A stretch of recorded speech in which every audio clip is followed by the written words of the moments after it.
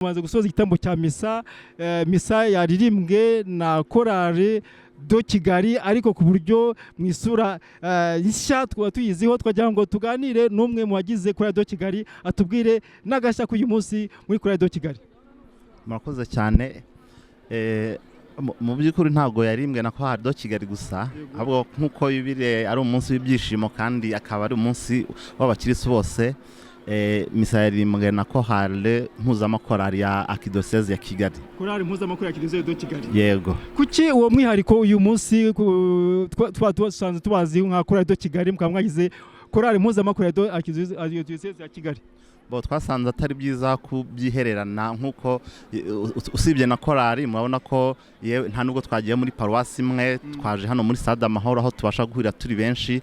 Niyo mpamvu rero twasanze byaba byiza cyane habayeho korali ikuhiraho n'ayo maparuwasi yose. Ubutumwa bwihariye kuri uyu munsi?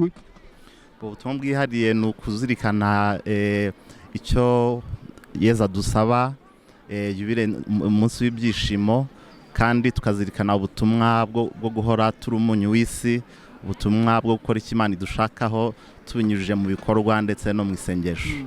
Turabashimiye bwana Tunezerwe Pacifique, turabashimiye cyane, mukomeze mugire Yubile nziza.